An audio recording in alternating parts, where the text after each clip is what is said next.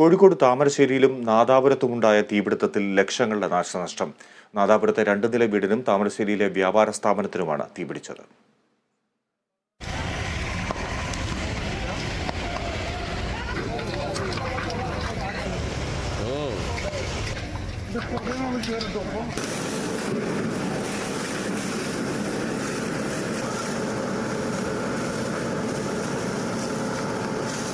Thamarassery ദേശീയപാതയോരത്തെ bus സ്റ്റാൻഡിനു മുന്നിലുള്ള കെട്ടിടത്തിലാണ് അർദ്ധരാത്രിയോടെ ആദ്യം തീപിടുത്തമുണ്ടാകുന്നത്.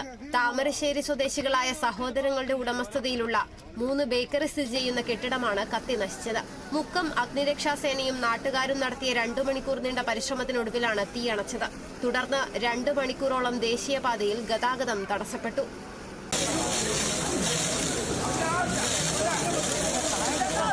ശേഷം പുലർച്ചെയോടെയാണ് നാദാപുരത്തെ 2 നില വീടിന് തീപിടിച്ചത്. 2 നില പൂർണ്ണമായും കത്തിനശിച്ച കെട്ടിടത്തിലുണ്ടായത് വ്യാപകമായ നാശനഷ്ടമാണ്. നാദാപുരം, മുക്കം എന്നിവിടങ്ങളിൽ നിന്നെത്തിയ അഗ്നിരക്ഷാസേനയും നാട്ടുകാരും ചേർന്ന് മണിക്കൂറുകൾ നീണ്ട പരിശ്രമത്തിനൊടുവിലാണ് തീയണച്ചത്.